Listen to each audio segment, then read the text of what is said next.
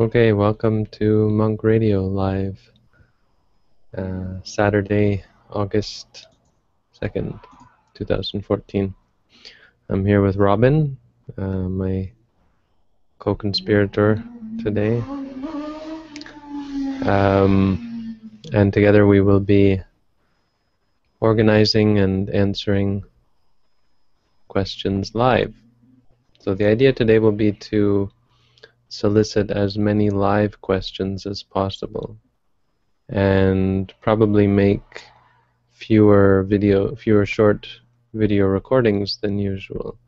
So unless the question really grabs me as something unique that I haven't answered before and would really like to answer and like to have the answer out there, we're just going to do some impromptu or sort of informal Q&A here.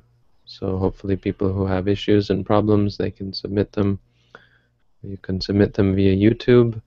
There's this neat thing that while the video is live, there's some box somewhere or some function on my YouTube channel that actually allows you to ask questions, short questions, and they pop up here in my Hangout screen, and so we get to put them up on the video as annotations and then answer them and close them when they've been answered. So go ahead, if you're on our YouTube channel and you see that box or that function, whatever it is, go ahead and ask questions. We're ready to go.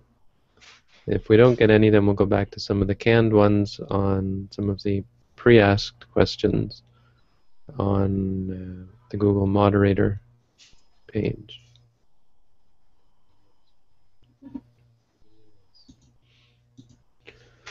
Just going to adjust my lighting here.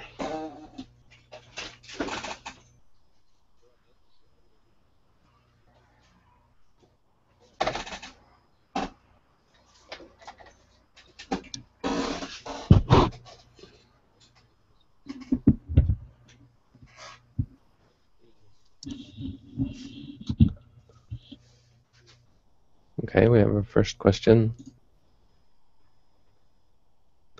I'm very curious. Well, I don't like questions that start, I'm very curious, because curiosity is not a good enough reason to ask a question. I don't think. Not from a Buddhist point of view. We get kind of grumpy about curious questions, because curiosity is a desire. It's a problem in the mind. It's like a desire for entertainment, right? And when you get the answer, then you're satisfied, and it becomes like a drug where you like getting answers to everything you're curious about. This is why meditation teachers will often not answer their students' questions, and just send them off to meditate, and it really upsets the meditators often, and on purpose, because it's to teach the meditators patience and renunciation, ability to let go of your desires. Just because you want an answer doesn't mean there's any reason to get the answer. But it's just semantics. It may very well be that you have some better reason than just mere curiosity for asking this question. Possibly you like the teachings, and so you want to test whether I'm the sort of teacher who you can be compatible with, in the sense that I also appreciate those teachings. So I'm going to answer it anyway. The Tao Te Ching was actually what got me hooked on Eastern spirituality, or spirituality in general. I was in high school, sitting in class one day, and one of the older kids, I was in a senior class, and one of the older kids was passing a book to someone, and passed it to me to pass to this other person. And on the way back, I took a look at it. I opened it up and just read looked at the front, and opened it up and just read one page, and I was blown away by it. That book was that Stephen Mitchell interpretation of the Tao Te Ching, which is apparently it's a very poor translation, apparently, because he took a very liberal approach at translating the text. But I think he did a really good job, actually. At least in many cases, it's there's something in there that really strikes people. It struck me anyway, and it turned me into a Taoist for all the years up until I went to practice Buddhist meditation and considered myself then a Buddhist. So I do think highly of that book. Most of it. There are some things that I would find problematic. Some of the concepts of female and male seem kind of odd. But yeah, that one in particular struck me. I tried reading the Chuang-Tzu and didn't get anywhere with it. Wasn't interested in all. It was about this fish that lives in the a big fish that lives in the ocean, and I couldn't get past that.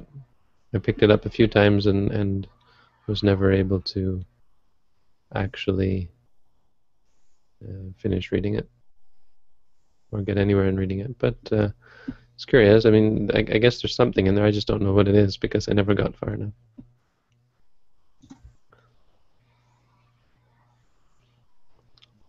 Okay. All right, Robin, we're going to do some of the canned questions, no?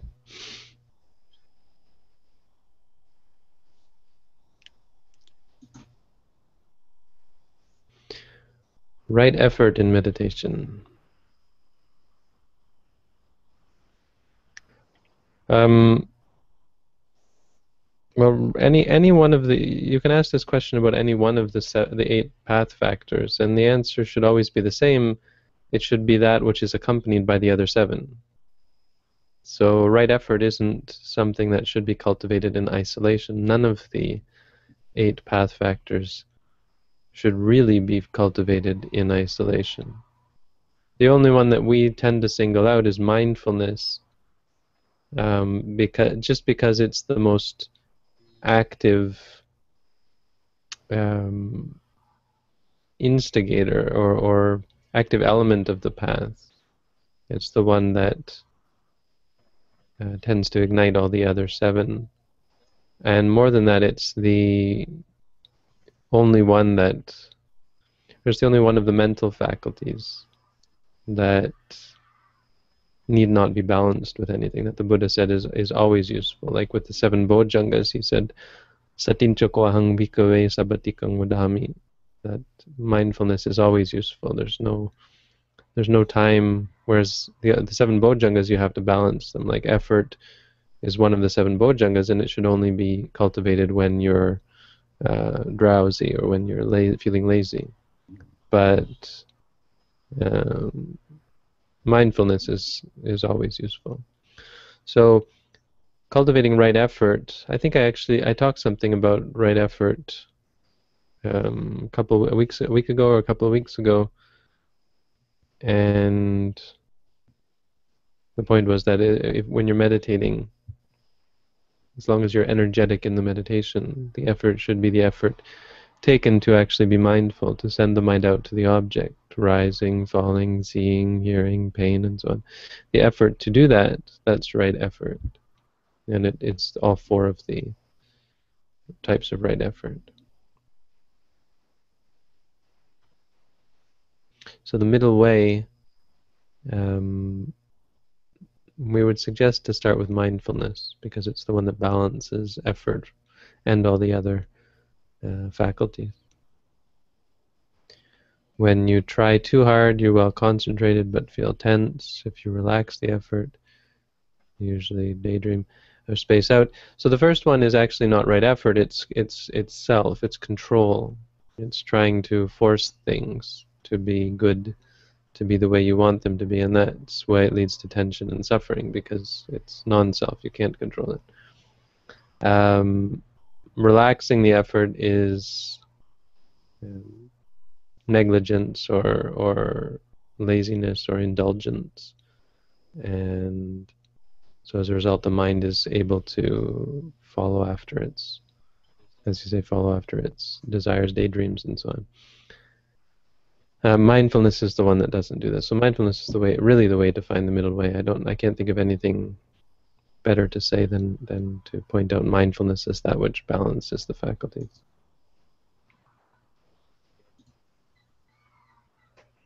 Have you heard of the Buddha boy? Yes, not really interested. I'm not really keen usually on questions about what do you think of this, what do you think of that, because I don't really think much about such things. I stick to my stuff.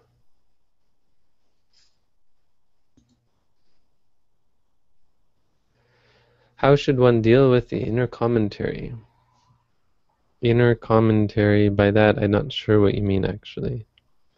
You could mean the thoughts that are going on, or you could mean the actual practice of noting, seeing, or hearing.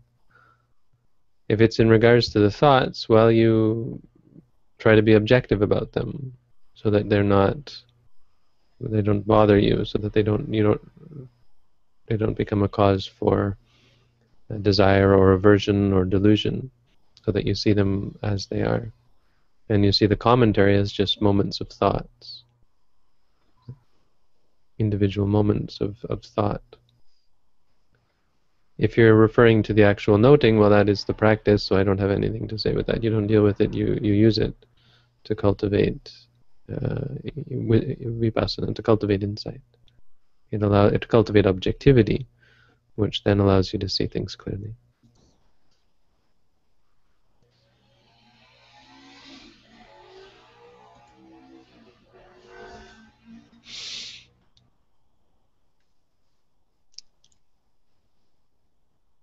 Feel free to jump in. I've got 3 people here on my panel. Hey, Naga, Anthony. I don't know if you guys have your mics on. You don't have webcams up. Feel free to jump in if you got anything to ask or say.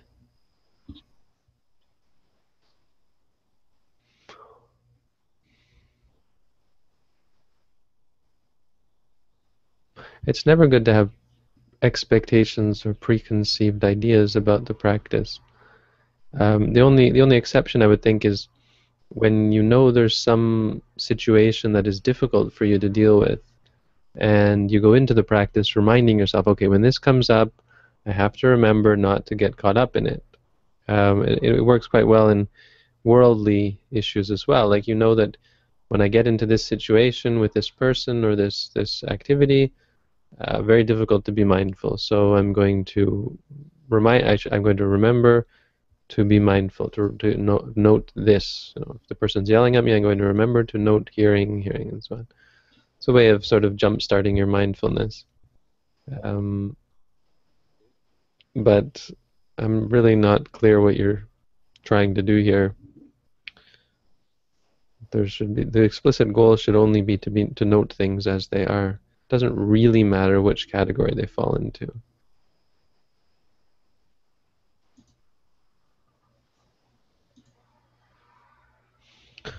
Here's an interesting one. What is the difference between metta and compassion? Should we make a video? It's just a short answer, really, but it's a neat question. It's one that I don't think many people are aware of, that there is even a difference. Okay, so what is the difference between metta and compassion? Simple question. It does have a simple answer. I think people are not so clear on the difference between these two. Not realizing that they are actually different sides of the same coin.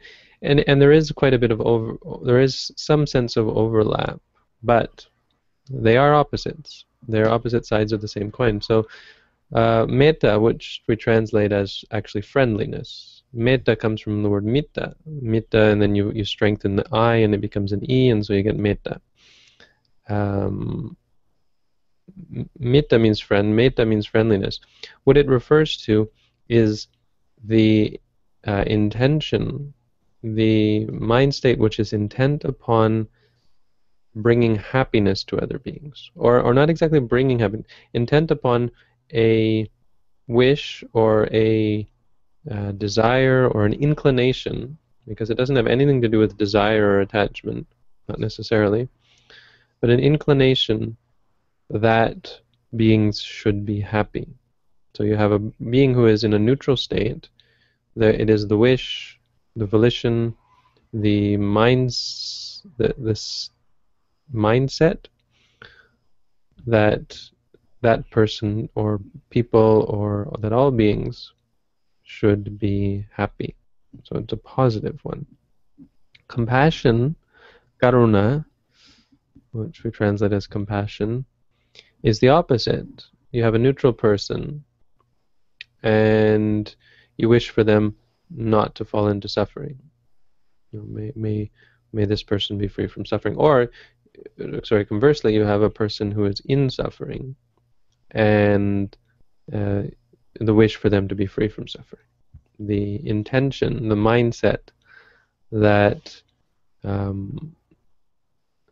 that beings should be free from suffering. So it doesn't actually require you to do anything. Neither one of these actually requires actions.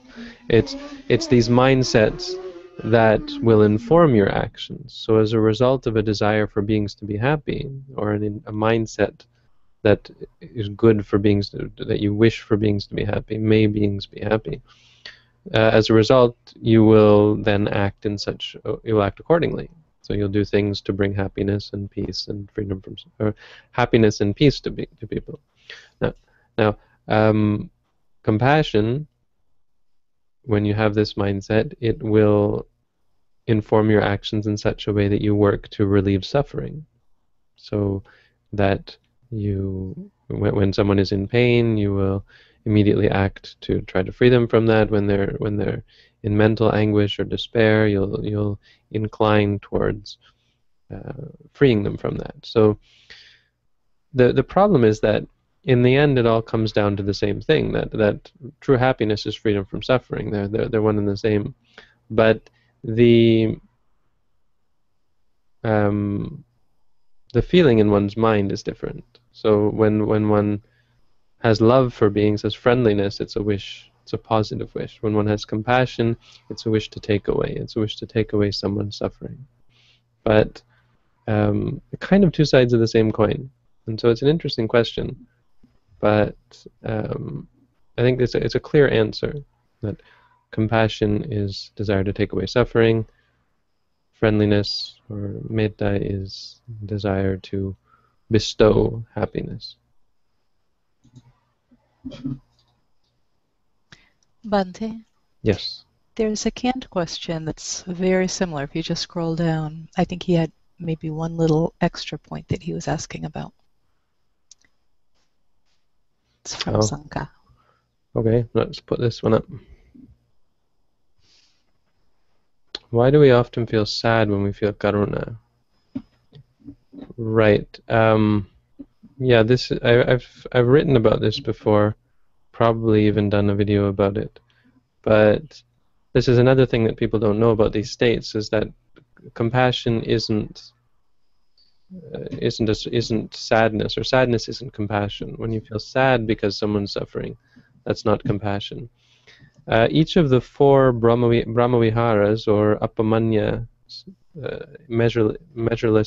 immeasurables, has its close enemy. And I think it also has its far enemy.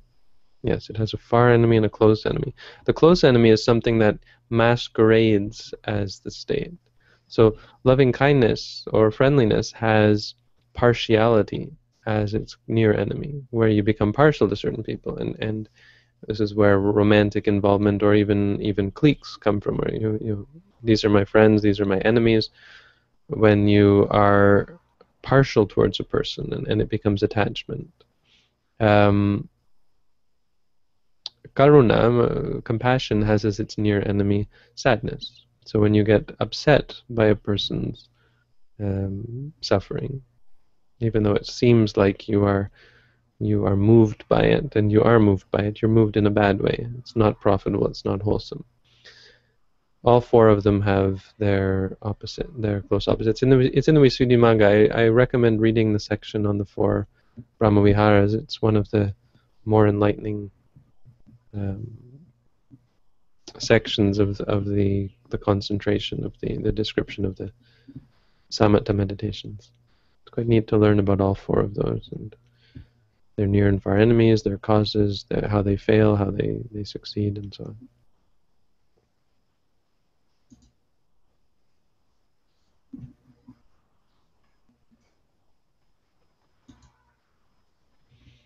Again, the sleep question. We've already talked about sleep. I've talked about it last week and the week before. So I've already talked about this one, really.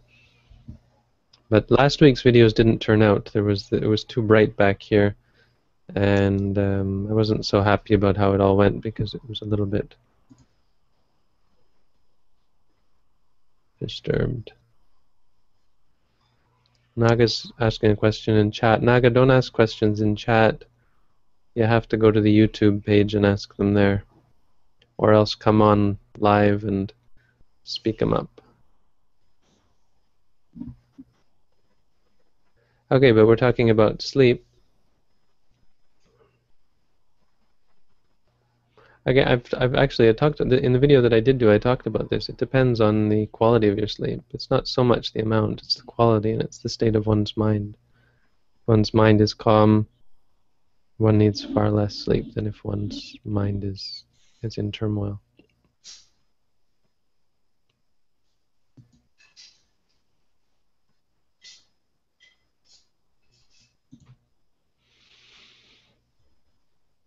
Was the Buddha suspicious of metaphysics?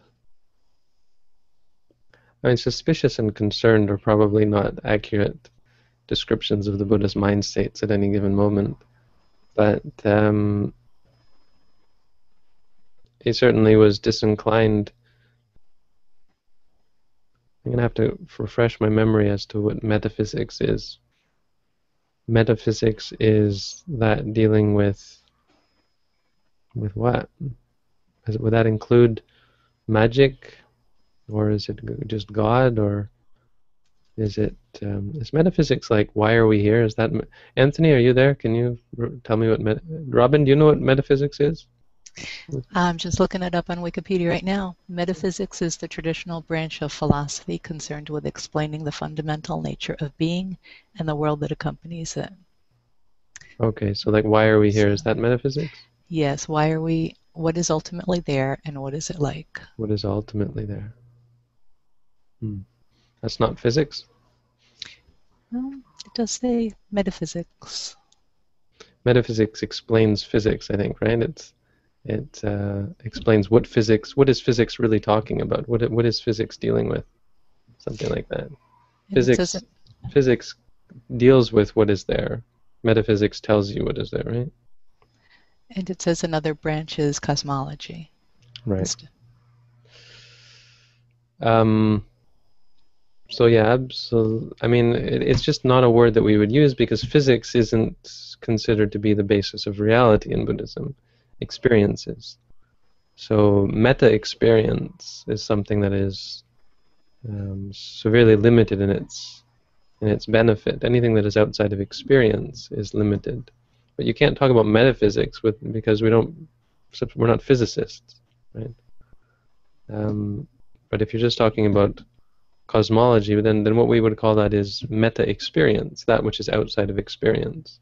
Anything that is outside of experience is frowned upon, including cosmology, including ideas about why we are here and so on, because it's not real. It's not even that it's not practical. It's just not even real.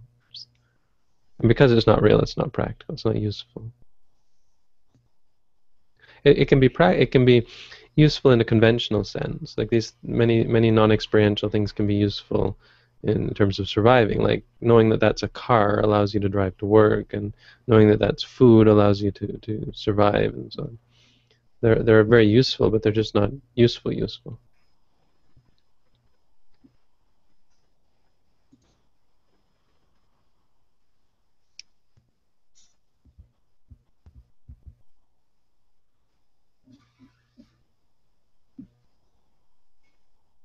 There's no question here.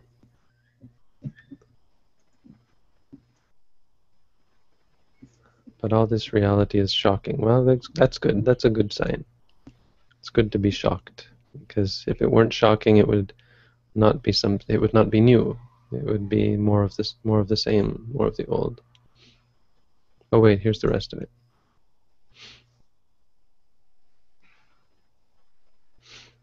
It's unbelievable. Okay, well, still no question. But thank you for the comment. Bante, can a patibhaga nimitta arise by doing vipassana meditation? And if so, how to deal with it? No, vipassana doesn't deal with nimitta at all. So there would be no patibhaga nimitta. If you want to use the analogy, you could talk about the what's the first one? The parikama nimitta, I think, is what's the first nimitta called. But the original nimitta that you use, can't remember what it's called, is would be the three characteristics. So as you're practicing vipassana, you are learning the three characteristics of impermanent, suffering, and non-self. But they're mundane. These realizations are mundane. And the moment when you really get it, either impermanent, suffering, or non-self, and you reach anuloma jnana, the 12th stage of knowledge, that maybe we could call the patibhaga nimitta, because it's pure. But the thing about the patibhaga nimitta is it's something that comes out of your practice. It like erupts out of the artificial, and it seems totally natural. It's totally it seems uncreated. So it just comes naturally. It's like the purest expression of the kasinas, for example. Purest expression of the meditation. So a parallel in vipassana meditation would be the pure experience of the three characteristics the moment before. So the patibhaga nimitta is the moment before entering into jhana. This would be the moment before entering into the lokuttara jhana, taking nibbana as the object. Bit technical. Could have done a video for that one, because I don't think I've ever been asked it before, but it's a little bit technical.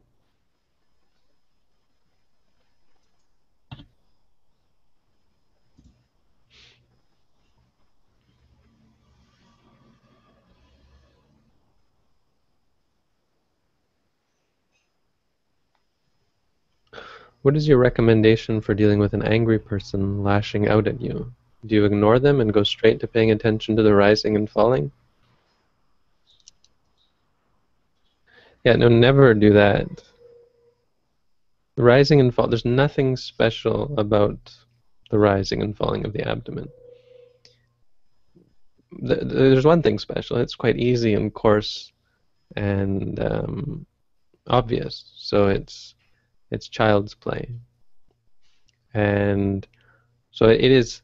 I remember when I first started, and I did this exact thing when people were yelling at me, and I didn't know what to do. I did just close my eyes and went back to the rising and falling. It doesn't really work, because you've got this intense headache and tension and stress, because this person is making you all upset. And so you're not actually cultivating objectivity. You're not actually meditating. You should never ignore anything. Never. The point is, don't ignore the present moment. The present moment at that moment is this person lashing out at you. So you can close your eyes, you can keep your eyes open, but what you should be focusing is on where your mind is. If your mind is not interested, if you're so highly developed that you're not interested, this person's lashing out at me, okay, well, back to my meditation, then absolutely that's fine. If it doesn't bother you and your mind doesn't even go out there, you know the person's there, you say to yourself, hearing, and then just ignore them and go back to your rising and falling, and it's just like birds chirping, then fine. But if it upsets you, or if you're at all interested in it, and it's highly unlikely that you're able to really put this out of your mind unless you are highly developed. So your mind, even if it's not upset, it's going to be going back to focusing on what this person is saying, all the nasty things they are saying about you. In which case, that's what you should be focusing on, saying to yourself, hearing. And once your mind does let go of it, if at times your mind is no longer interested in it, or the person stops yelling, you can just go back to your rising and falling. You should also be noting the emotions, if it does give rise to emotional turmoil, like you're upset or angry, or if you find it funny, or if you feel somehow egotistical. Often we feel proud of ourselves that we're able to not argue back, and you should watch that as well. Not think you're better than the person because they're lashing out, and oh, this person is such a low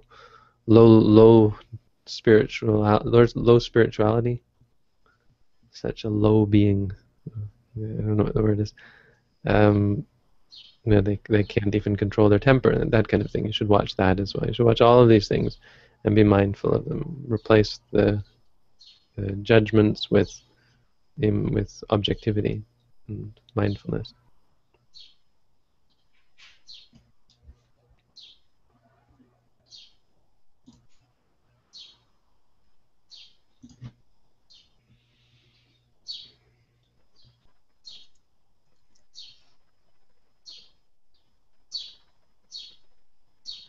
Is it possible we have lived this life before but not remembering it?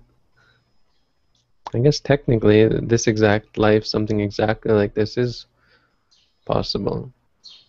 We could have lived this exact life before, because it's what math tells you. Is given an infinite amount of time, anything's possible. The whole infinite past thing is questionable. The Buddha didn't ever say that there was an infinite past, as far as I know. He just says you can't find a beginning. So I'm inclined to think that the past is created by the present. And so the reason we can remember the past is because it's connected to the now, and you can, as you go further back into the past, you're actually creating the past. I think quantum physics kind of supports that idea, the idea that when the observation occurs, it actually creates the story that led up to it. It creates the history that led up to it. I mean, that's one interpretation of the results. Now, if that is true, and if it's actually the case, where it hints at the idea that the past isn't infinite, it just means you can go back as far as you want, and so yeah, eventually, if you were able to go back far enough, you'd find a life that was you could potentially find a life that was exactly the same as this one. Anyway, that's not practical at all. Question. Better be careful. If I see it's not practical, I should just skip it.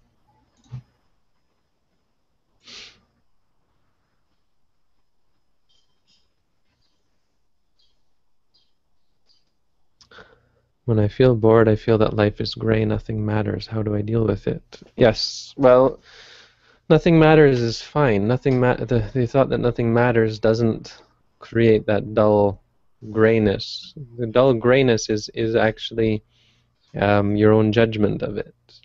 Because if you walk outside on a sunny day, there's nothing gray about it. But you finding it gray is your interpretation of that meaninglessness. There's nothing inherently depressing about meaninglessness, unless you are looking for meaning, and you want meaning, and you want excitement, and something you want satisfaction. If you're craving for satisfaction, then meaninglessness can be frightening and upsetting and dull and uninteresting, boring.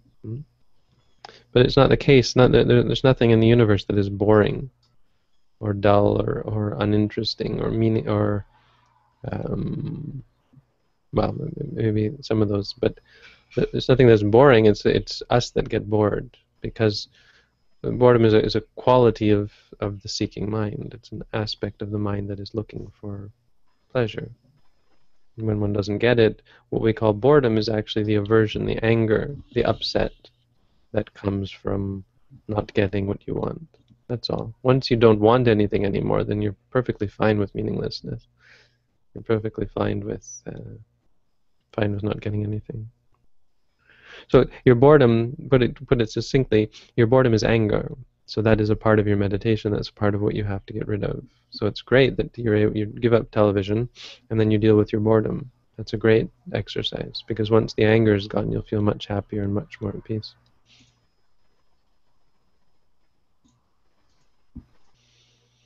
Mind-body dualism. Well, nothing really. It's there. There's the mind and then there's the body. When you experience something, there's the physical stimulus, right? Phenomena. There's the eye and there's the light, and then there's the mind which is aware of it. So practically speaking, they both exist. Now, whether they exist in an ultimate sense, I think it's a bit of a red herring, because nothing exists for longer than a moment. So in one moment, or relatively speaking, in one physical phenomenon or physical experience contains 17 mind moments. But the mind is only paying attention to the physical, I think, for one. It's only aware of the physical for one mind moment. In that moment, there's the physical and the mental. And then there's a lot of judging that goes on, defining and judging that goes on in the mind. But we're not really interested in the idea that there's only mind and so on. It just seems like useless sort of sophism. Well, it's not our way. We're more into the dualism thing. Bhante, Mm-hmm. I think when you're watching the canned version, the questions don't appear. So No way. I'm pretty sure.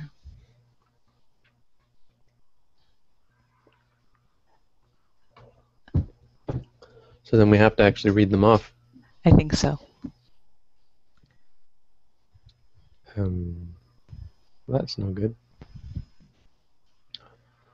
All right, so we'll start reading them. Okay. You want to start reading them? Oh, sure. Okay. Let's go for this one. You see Okay. it up there?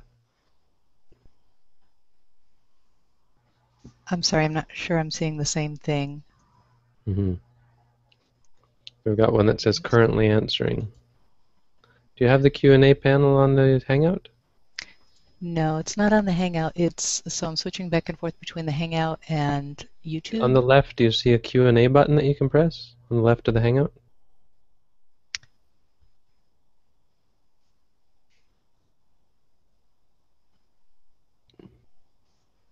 There should be a panel on the left with a bunch of buttons on it. Do you have that? Okay, yes, it's just downloading now. I'm sorry. Oh, this is going to make it a lot easier because I was switching back and forth between But three now you screens. see the Q&A? Perfect, yes. Okay. Okay. You answered this question about noting a zillion times, but I'm practicing your teaching for 1 year now, and after a while my mind goes completely blank. This doesn't feel good or bad. There is just nothing. There is just nothing. Do I need to force to note breathing? What I don't get is, if I've answered it about a zillion times, why you have to ask it again? I mean, didn't you read the answer? Or listen to the answer? That seems strange to me. Because no, you don't. You note the quiet. Say to yourself, quiet, quiet, or feeling, feeling, or calm, calm. If you like it, say liking, liking. You note what is there. If you're thinking about it, say thinking. If you're worrying about it, say worrying. If you like or dislike it, say liking, liking, disliking. But I have answered that several times. Strange. This means you didn't like my answer. Well, I'm not going to give a different one. I always read about the Buddha saying, develop concentration, go do jhana. If this is the case, then why don't you like focusing on samatha meditation? Develop concentration. Samating bhikkhave bhaveta. Develop concentration. That he did say. Jayata Bhikkhave, he said, go do jhana is a bit of a stretch. Jayata means go jaya, go jayati. Jaya means to meditate. It's where the word jhana comes from, but it just means to go meditate. Jayata Bhikkhave, go meditate. Absolutely, the Buddha suggested the cultivation of concentration. It's just a question of what type of concentration he's referring to and what type of concentration is really necessary. It's our understanding that momentary concentration is what is finally necessary. In the end, you have to concentrate on the ultimate reality. How many times did the Buddha focus? How many times did the Buddha talk about the five aggregates or the six senses or any number of the descriptions of ultimate reality, experiential reality? And if you compare them to the amount of times he talked about any sort of conceptual meditation, like focusing on the Buddha or focusing on metta or focusing on death or so on, it's a huge disparity. Like the Buddha was much more, was quite clear that the essence of his teaching was not samatha meditation. The essence of his meditation was focusing on the five aggregates. What is the truth of suffering? The essence of it is the five aggregates. How many times did the Buddha say that? So, any of these, I would um, call out anyone who said this sort of thing and tried to argue. Oh yeah, look at how many times the Buddha talked about jhana and developing concentration. Well, how many times did he talk about the five aggregates? And you know, which one is more core? The five aggregates. Now, the argument goes that the four jhanas are what the Buddha talked about using to um, to cultivate insight. But that's where the sort of complication comes from, because the question is, what is he talking about when he mentions the four jhanas? And in different places, it seems to be different things. In certain places, it's as though the Buddha is talking about a samatha meditation, where one is only focusing on a concept and only cultivating calm and tranquility, and then continuing on to cultivate insight. But in other cases, it seems that the four jhanas are really talking about a type of insight meditation, where you're actually focusing on ultimate reality. Either way, it's clear that there's one path that is used for cultivating magical powers and extreme states of calm, and there's another type that is used to cultivate asavakaya, the destruction of the taints, the destruction of the defilements. But I think it's a fairly weak argument that you're making, and it relies on a huge oversimplification. The Buddha said X, therefore why don't you cultivate Y, or something like that. But just because the Buddha talked about something doesn't mean that it's a simplification, because yes, samatha has its place, but it has a very specific place, and there's much more to it, and it's more nuanced, and the Buddha gave options for practice, and so you practice samatha preceded by vipassana, or you practice vipassana preceded by samatha, you practice them both together, or there's this fourth option about settling the mind in regards to the dhammas. But I've talked about that before, and but what I wanted to point out was specifically this seems like a blind spot that people have, or this fixation that people have on the samatha aspect, and then you have to ask, well, how do you incorporate the five aggregates in there? What do you do with the fact that, hello, the core of the Buddha's teaching is the five aggregates, because samatha meditation doesn't touch that. So you have to somehow reconcile them, and that's what we try to do. Anyone who fixates on samatha meditation is missing the core of Buddhism, absolutely. Because the core is not samatha meditation. The core is the five aggregates, which are an aspect of vipassana meditation. So vipassana meditation is more core. That's, in brief, why I focus on it, why we focus on it, this whole tradition. It's not just me. It's not like I'm the rebel.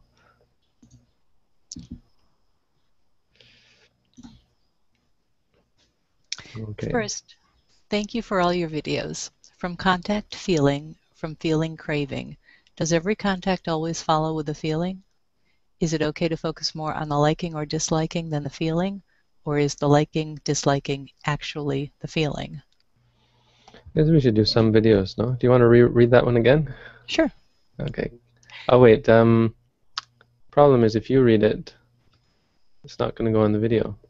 How do I get your audio on the video?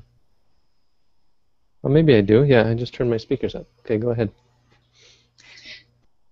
First, thank you for all Oh, your wait videos. just a second. I gotta Okay. start recording. Okay, go ahead. Okay. From contact feeling, from feeling craving. Does every contact always follow with a feeling? Is it okay to focus more on the liking or disliking than the feeling? Or is the liking, disliking actually the feeling? Thank you, Robin. Okay, so contact actually arises. See, one thing you have to understand about paticca dependent origination, is it doesn't refer to a linear.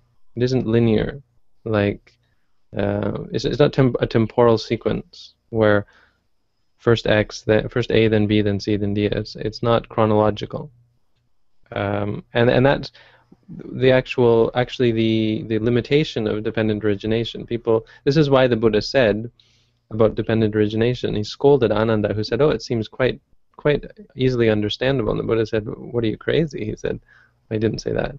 He said, "Come now, Ananda, don't say that. This is a very difficult thing to understand. It's very profound, very hard to understand dependent origination." And so he scolded Ananda for even suggesting that it's easy. The reason being that there are 24 different kinds of causality, of causal relationships, and they're being employed here in different cases. So to say that contact creates feeling doesn't mean that first there's contact and then there's feeling. Contact and feeling are a part of the same thing, the experience. But the point is, without contact, you can't have feeling. So the Buddha's explaining that, using that as the teaching. So at every experience of seeing, hearing, smelling, tasting, feeling, or thinking, the five aggregates all arise. Except in the case of the mind, it's not necessary. In the case of the thinking, it's not necessary. But in the first five senses, anyway, there's the physical, there's the feeling, the Vedana, there's sanya, there's sankhara, and there's vijnana. Although, even with the khandhas, it's not quite so clear, because sanya and sankhara don't arise at every moment. So you have to go into the Abhidhamma. This is the point. The 24 types of causality and all the explanations of physical and mental realities. So in an ordinary experience, there are 17 thought moments. One rupa, one vision, 17 thought moments. And that's a process of experiencing, discerning, discriminating, and deciding, and reacting to the experience. So the experience itself requires contact, and each one of those 17 thought moments is going to have Vedana in it, feeling in it. So that's technically speaking. So that's how you have to understand those two. That actually contact and feeling don't mistake that it's chronological, because it's not. So every mind state has Vedana in it, has a feeling in it, whether it's just a neutral feeling when you first see something, or whether it's pleasant or unpleasant feeling, pleasant or painful feeling when you like or dislike, or when you have pain or pleasure in the body. But okay, that's the first question. The second question is focusing more on liking or disliking than the feeling. Okay, this is switching gears. We're talking about something practical, and as far as the four satipatthana goes, there's no sense that one object is better to focus on than another. Now, the commentary does say something that certain people should focus on certain satipatthanas. So in this case, a person with raga charita, a person who is passionate, who has either lots of anger or lots of greed, should focus on Vedana, should focus on the feeling. A person who is Ditthi Charita, who is more in delusion, involved with delusion and views, wrong view, sort of more cerebral sort of person, should focus more on the Dhammas. So should focus more on liking, disliking, drowsiness, distraction, doubt, the hindrances. So that would be the deciding factor. Is it okay to focus more on the other? Only in this case where you realize that you're more, your problem is more the cerebral side, or your problem is more the visceral sort of feeling side, Vedana side. And is liking, disliking actually the feeling? No, they are two very different things. Liking and disliking are accompanied by specific feelings, but the feelings, certain feelings may arise separate. Now, the only exception is with domanassa. So a painful mental feeling is not synonymous, but can only arise. You could, for all intents and purposes, call it synonymous with disliking, because it only arises with disliking. Disliking and the painful mental feeling are, for all intents and purposes, one and the same. Now, according to the Abhidhamma, according to the orthodoxy, they are not. They are two separate aspects of the mind state, which makes sense, because liking and disliking is a judgment, painful mental feeling is a feeling. Still a little bit, I'm still a little bit suspicious. Practically speaking, they are really one and the same, a negative mental interpretation of something. But on the other hand, a positive mental feeling isn't necessarily liking. So happiness, mental pleasure, can arise with wholesomeness. When a person cultivates wholesomeness, it can even arise with a functional mind. An arahat can have a pleasant mental feeling, but they can't have an unpleasant mental feeling. Interesting. It's just more complicated than that, according to the texts.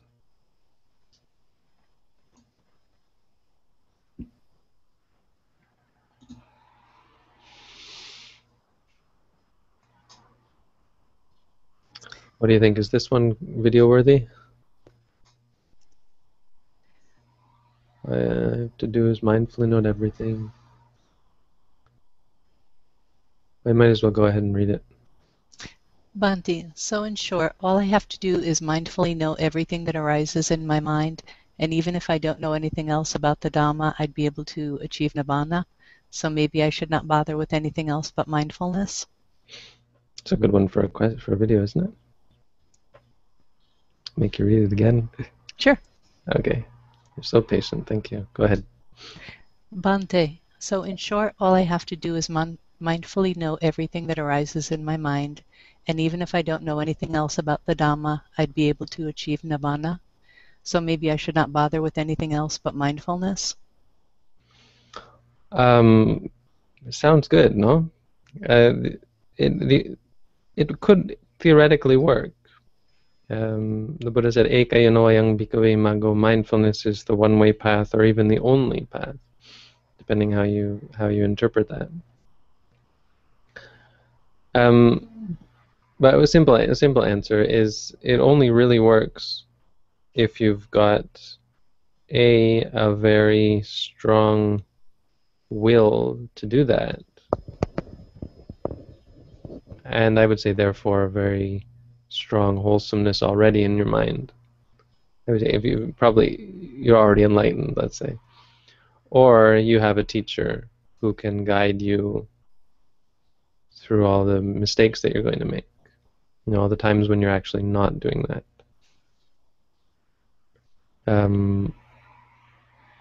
But I would say, for all intents and purposes, that's a fairly good outlook. I don't see there's not anything really wrong with the idea. If you fix that in your mind, that mindfulness is really the key here, you won't go that far wrong. It's just that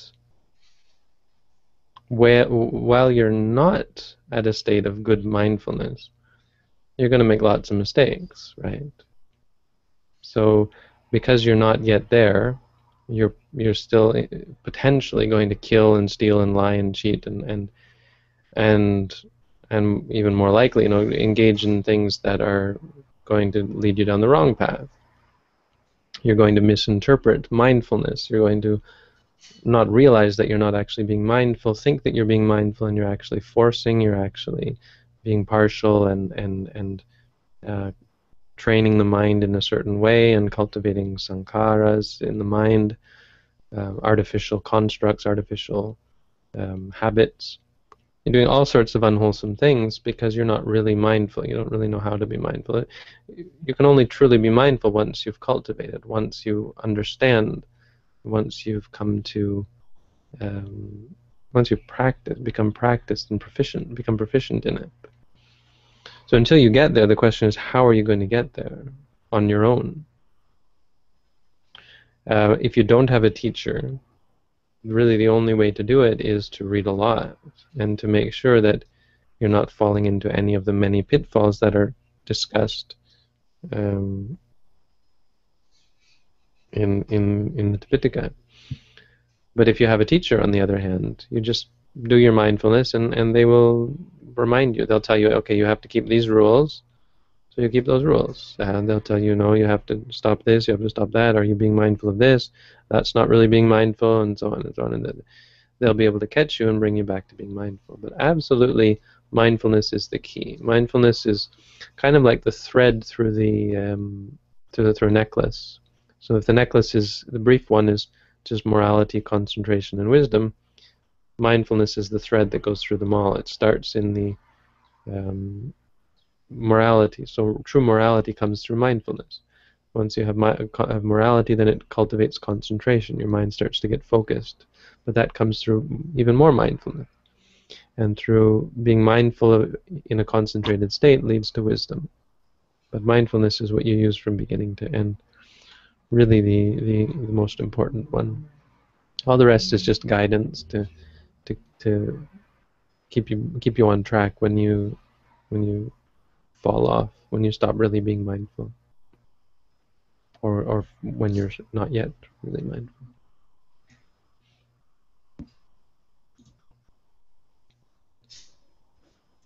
The Buddha had several metaphysical theories about the world. If this understanding came during meditation, did it come all of the sudden, or was his mind in some way arguing during meditation? Also, for how much time max do expert meditators meditate? Makes my brain hurt. You know what I do with questions that make my brain hurt? They disappear. Yeah. No. Understanding came during meditation, yes. Did it come all of a sudden? Yes. Arguing? No, not really. I mean, maybe, but that was not what led to enlightenment. Absolutely not. And then a totally unrelated question, or fairly unrelated question, how much time? Time isn't the issue. An expert meditator is always mindful, constantly, no matter what they're doing. So it's not a matter of time. But if you ask a similar question, in a meditation course, an intensive meditation course can get a meditator up to 20 hours, 18 anyway, of hours of meditation a day. 18 hours of formal meditation. So breaks in between, I guess. Some people do more than that, but 18 I wouldn't go much more than that. Although expert meditators could.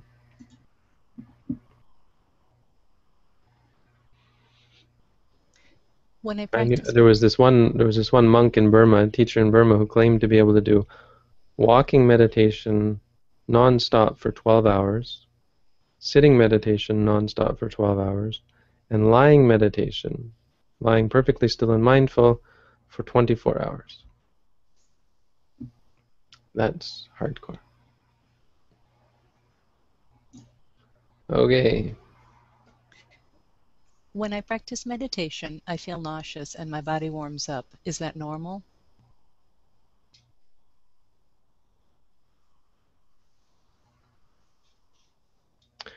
Nausea.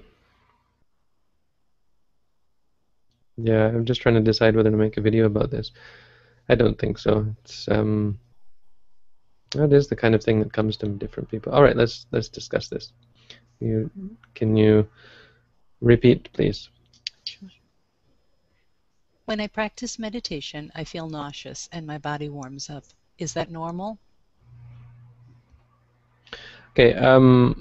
Questions. Is that normal? The question you're asking is that a problem, right? Because we have to understand that normal doesn't really apply. I mean, it puts me in a bit of a bind. I can't say yes, that's normal, but then when I don't say that's normal, so then it's abnormal. So you have to understand first of all that every meditator is quite unique, and our bodies are similar, but we come into the meditation at different states. So one person can be in a state where their body is quite healthy and centered. But another person can come into the meditation where their body is quite imbalanced or um, lopsided in some way. So overexerted in some faculty. Usually, but the point is, it's usually physical. Um, Oh, I guess I shouldn't say that. Whether it's physical or mental isn't really the point. But your being is somehow out of whack. And so that's what you experience in the beginning for the most part. Nausea is common. Not common in terms of majority of people have it, but it's something that you're not alone in. So people get this. Um, I mean, I can't pinpoint what it is, but we understand that it's something that generally goes away through prolonged practice. But it could be anything. I would tend to suggest that it's physical, that there's something physical that's going to change, because some people actually go through extreme physical catharsis from the meditation. They'll actually throw up, have weight loss or weight gain, and they'll have fever and heat. They will feel dizzy, nauseous, headaches,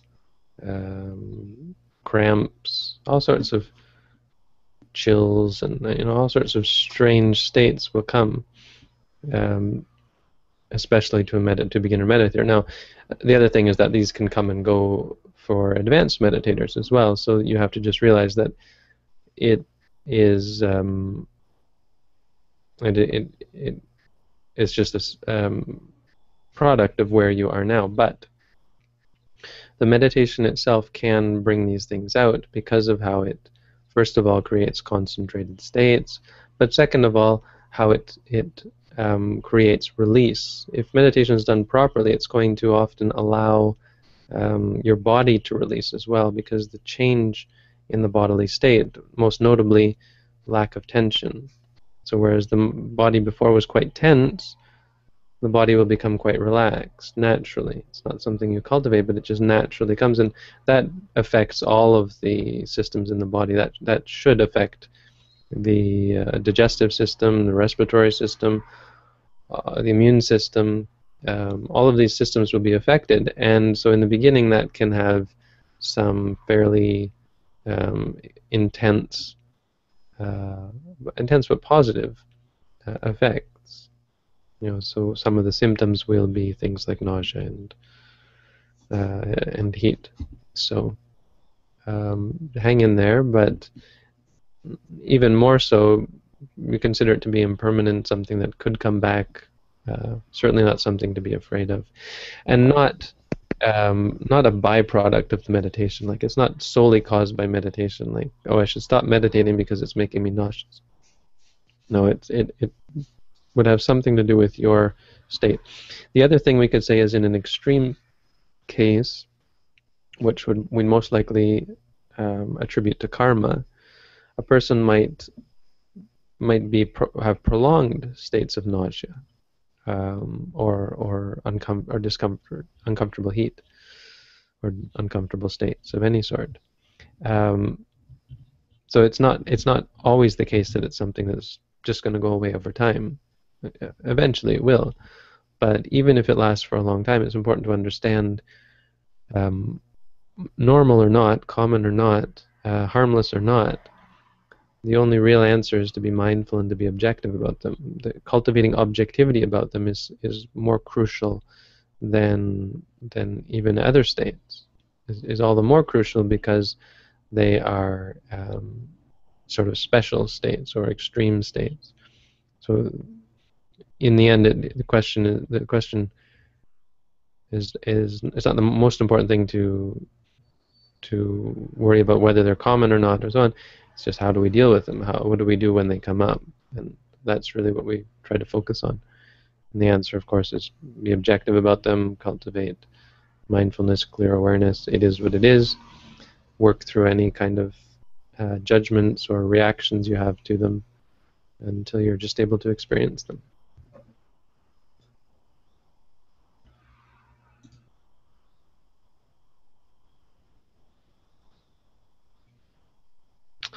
Okay, I don't think this is going to get a video, and I don't even quite know what it means. Go ahead. When Angulimala became enlightened, Oh, you got the wrong one. Do you not see which one I'm currently answering? Oh, I'm sorry. It's okay. It is there. Would you have any procedural advice for designing a personal Dhammas module? Any enlightenment there? What does he mean by Dhammas module?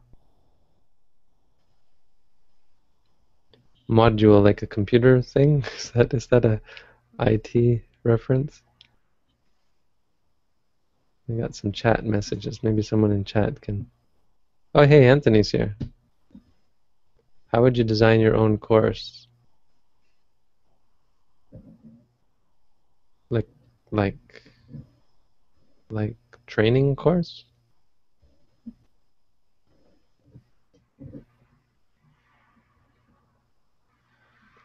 I don't get it.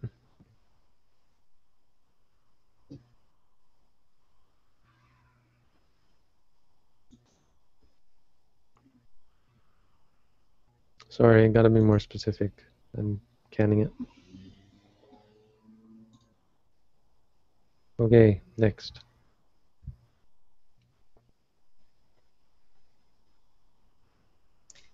Jesus said, "You will not enter the kingdom of God unless you become a child again." There is a lot of talk in spiritual circles about having the innocence of a child to reach God. Buddhism is straightforward and does not seem to cover innocence. Words? Yeah, children aren't innocent. Children are simple, undeveloped. Children can be the most vicious, wicked, evil, awful beings. I did far more evil as a child than I've done as an adult.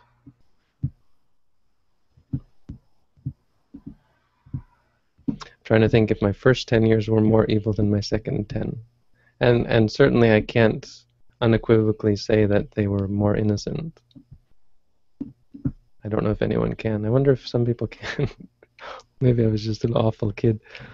I don't think I was awful, but I know I had a lot of evil in me. You come out of the womb screaming and crying and totally self-absorbed. That doesn't... you don't come out saying, "Oh, pardon me, but would you mind if I had some breast milk?" There's not even any idea of that. There's like, "Give me my milk." So, becoming a child again, you know what it is? That's just genetic programming. We're programmed to think children are cute and lovable. Because if we didn't, we'd abandon them, right? Why would mothers take care of their kids if the kids weren't just completely adorable and exactly what they wanted? Or maybe that's not entirely true. There's more to it than that. Mothers tend to be, they're wired to be motherly, right? So there's that kind of genetic or habitual quality as well. But kids we're wired to, both men and women, we're wired to like babies, right? We're wired to think they're cute and cuddly. I don't know that there's anything even cute or cuddly about a baby specifically, but certainly not innocent. Okay, but that's not really your question. Your question is about, what about innocence? Innocence is really a description of what we're aiming for, right? What we are aiming for, true innocence. And it's innocence not in the sense of never having done anything wrong, but it's innocence in the sense of having no bad intentions, right? So being now innocent in your mind, having a mind free from any harmful intentions, any corruptions, any bad intentions whatsoever. So I would argue that yes, Buddhism is all about innocence. It's about becoming innocent. In fact, the Buddha would often have to defend his enlightened followers from criticism, saying they're innocent. They're free from. He would use a word that means free from blame, free from fault, free from blame.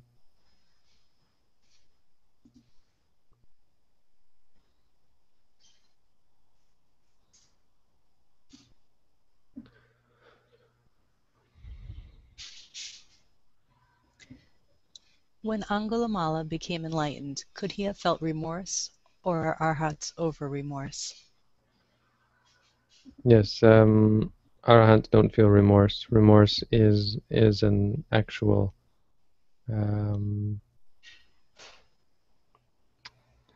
depends exactly what you mean, but I would say, anytime we're talking about remorse, in almost all cases, it's an unwholesome state. We're talking about a sadness, a aversion, or an anger, actually, towards the thing that's been done. Sadness, really. I mean, but it's all anger based. So an arahant is over it. What he would have felt is, or what he would have clearly known, is that it's wrong. But he wouldn't even have to think about it. It's not necessary that he would ever think about the fact that he had killed people again. It may never have crossed his mind. Probably did, but it's not necessary that it ever would. He could have been he'd be totally fine with what he did, is really what I'm pointing out, is just totally unmoved by it. But if anyone ever asked him, what you did, was that wrong? Do you know that it was wrong? And it's absolutely, that was the most insane thing I've ever done. It was just an terrible, awful thing to do. But only because someone asked him. He doesn't ever worry about it or feel guilty about it or remorse.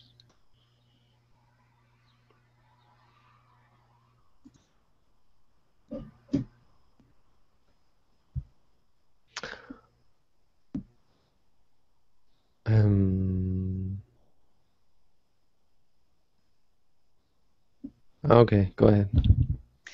I know you're not answering questions about your pre-monk life, but are you also healthier right now, less sick, cold, etc.? America's is obsessed with health and finding the perfect diet, but maybe we should all meditate more. So I guess the question is, are you healthier right now?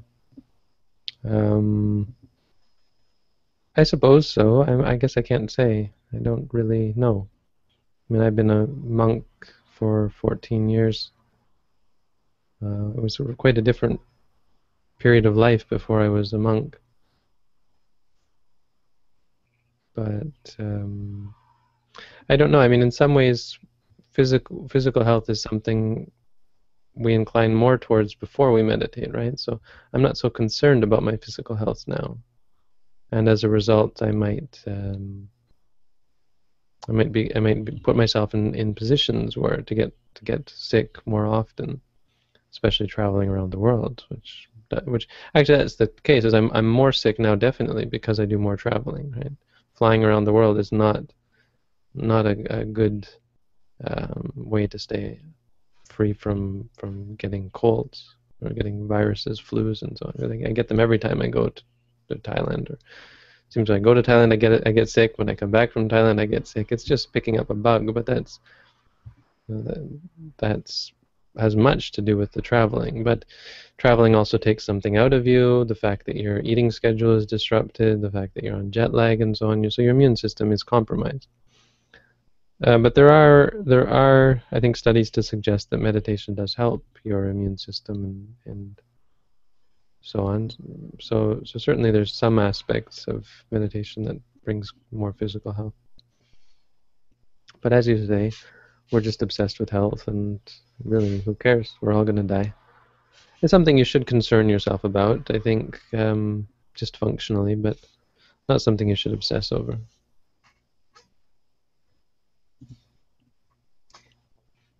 When meditating, I've felt a powerful shock that emerges from my groin area and climbs up my spine.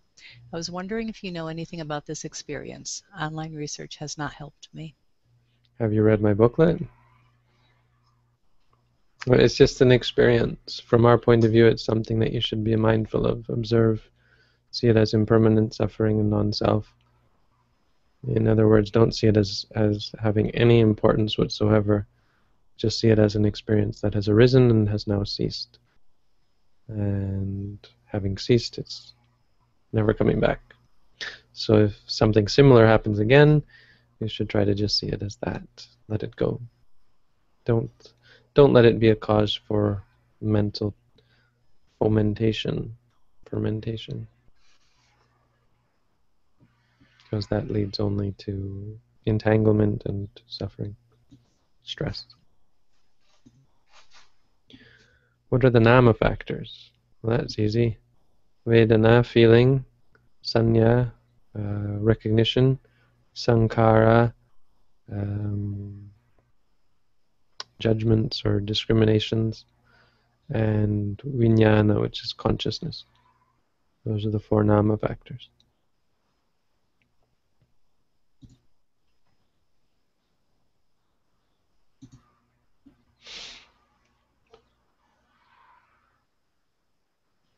Ready? Yes. When there is war, how can you be nice to both parties? Any thoughts?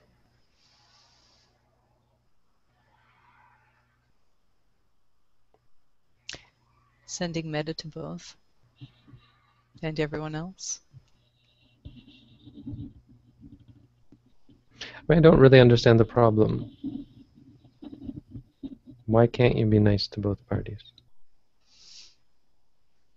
What's stopping you? A, it could be your own partiality. Well, there's the case. Get rid of your. There's the problem. Get rid of your partiality. B, the fact that when you're nice to both parties, they both hate you, and so you're caught in between them. But that's really just a functional part of the world, and it doesn't actually. It's not that they both hate you, but it's that you're putting yourself in the middle. That can often be a good thing. Well, in fact, you're not putting yourself in the middle. The Buddha was very much like this, not taking sides in arguments. He just taught both sides.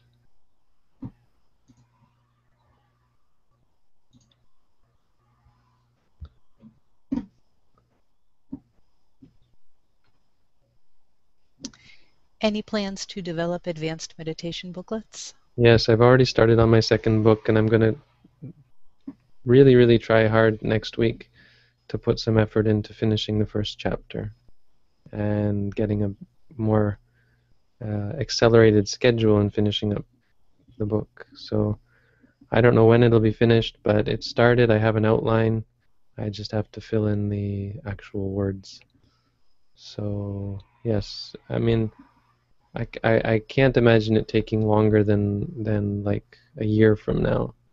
But my hope is that I can't say because I have other things going on and I'm going back to Thailand. I don't know whether any of this will help or hinder, but then in January I might be going back to school, so I'd like to have it finished by January. I just don't know if that's at all reasonable. Probably not very reasonable, but we'll see. But I do have very strong plans to get the second book out. Sorry it's taking so long. But I'll be putting it out chapter by chapter as well, so you should get the first chapter, I would hope, in another week. It'll be maybe a little rough, but it should be out there. But the problem is it's actually old material. In fact, a lot of it's old material. A lot of the second book is going to be old material. The first chapter is just what are the 5 benefits of meditation. It's a bit odd for the first chapter, but it is the first thing I want to get out there. Because once you start meditating, you have to know why you're meditating, and that's what I want to be clear on in the beginning. So that's going to be our first chapter.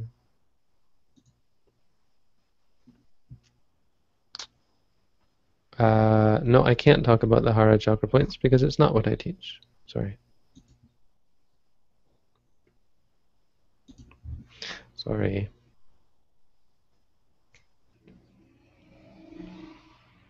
Is it unwholesome to be worried about politics and world affairs? Is one better off turning the news off? Yes, being worried about anything is unwholesome. Now, knowing about stuff can be useful, especially if you're living in the world. Like, it's useful for me to know what the political situation in Thailand is because I'll probably be going there in October. Moderately useful. It's just functional. Don't get worried about it. Don't get caught up in it. That's all.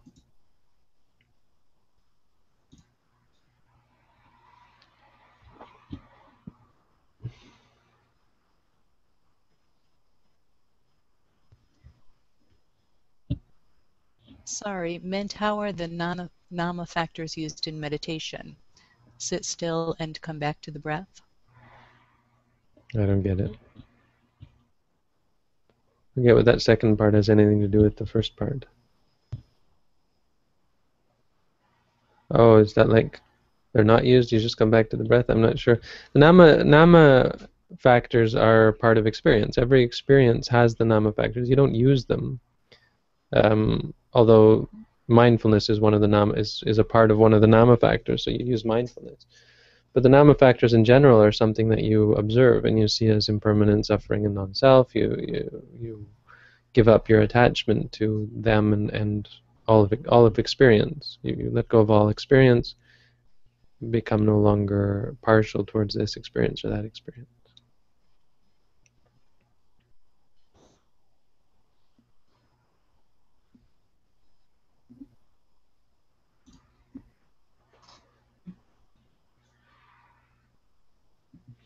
Any opinion on these practices? No.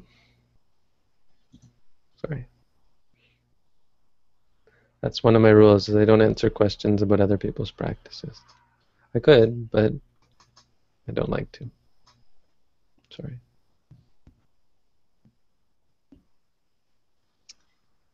Animals or humans who undergo into victim, how can that be changed into their next life or rebirth? I don't get it. I think they might be asking if someone is a victim, if they're murdered, perhaps. How can they change that? Well, being a victim is often associated with bad karma of our own. So just try to do good karma.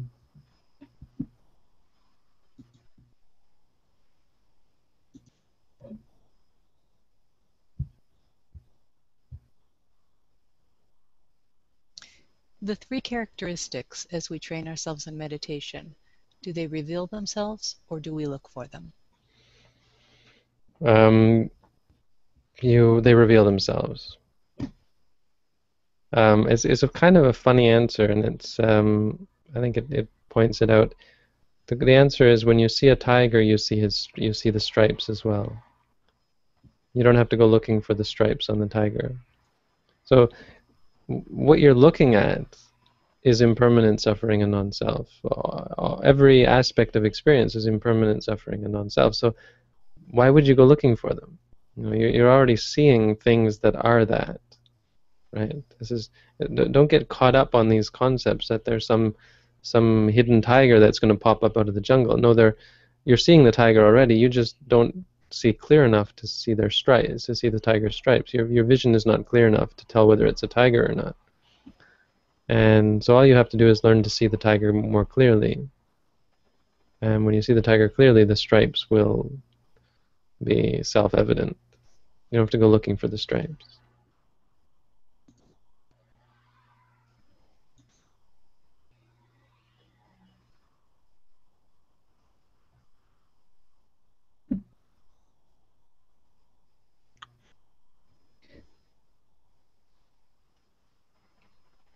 I've heard that karuna, compassion, has the same merits as metta. Where are But you why getting that? Wait, where are you? the blue one on top? Really?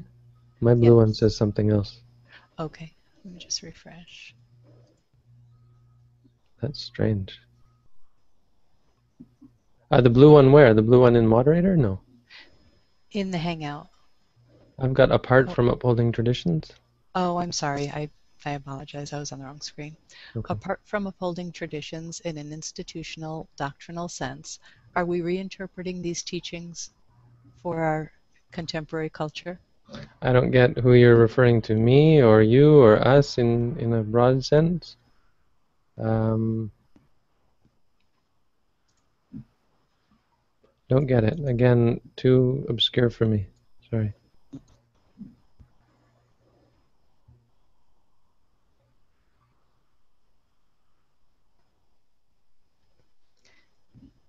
Namo Buddhaya Bhante. How do I keep myself calm and tranquil in my meditation practices? I seem to want to end the session after some time. How to enjoy meditation? If only meditation could be so enjoyable, no? The fact that you want to enjoy meditation implies that you have some kind of desire for an enjoyable meditative state. That desire is going to cause you suffering. Bummer, no? Keeping yourself calm and tranquil is not possible. It's something you can do for a certain amount of time, but as soon as you stop cultivating it, it fades away. And then you're right back where you started from. So trying to attain states of tranquility is fine and good, but in and of themselves, they're useless. They're meaningless. And so you trying to enjoy anything, including meditation, is only going to disappoint you because it can never possibly satisfy you. It can never be permanent. But if you're patient with the discomfort of meditation and you persevere in your meditation, you'll find that your mind changes and you no longer require pleasure and tranquility. And as a result, your mind is calm no matter what the state, no matter what the experience is. And that's where true peace comes from. Okay, last question, and then we're going to stop. If one is a student, as in still in high school, how should one go about remaining mindful while studying?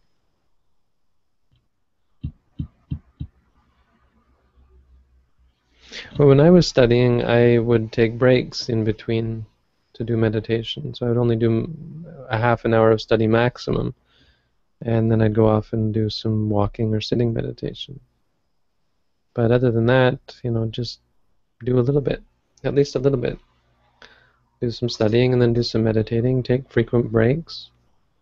Apparently, you only really retain the first and last things that you studied anyway. So shorter sessions are better than longer sessions. But try to be mindful throughout the day, walking to and from class, that kind of thing. And you'll find that meditation, watch your stress, when you're worried or worried about exams or so on, watch those things and use meditation to calm yourself down and so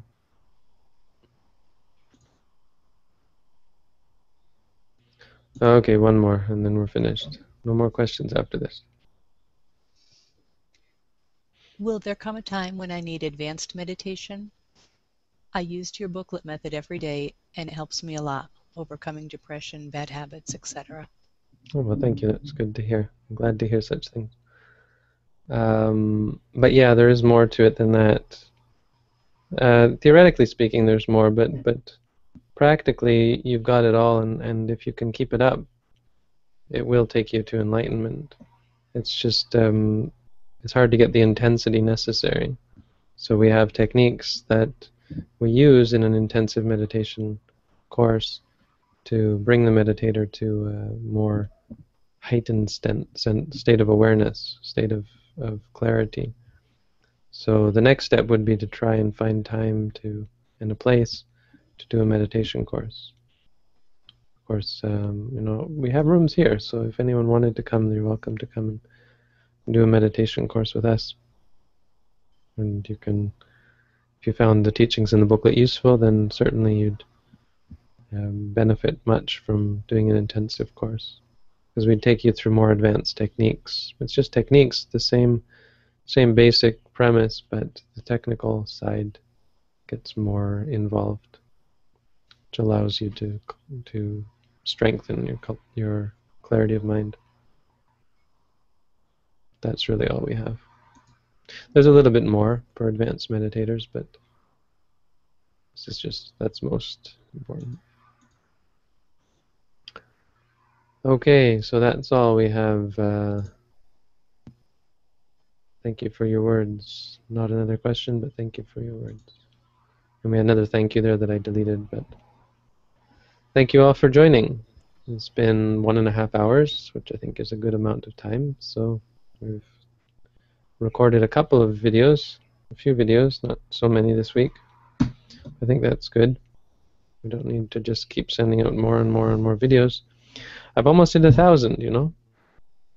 In a couple of weeks, we're going to hit 1,000 videos. Maybe next week. Anyway, thanks for tuning in, everyone. Wishing you all good practice and progress and success on the path to finding peace, happiness, and freedom from suffering. Have a good night.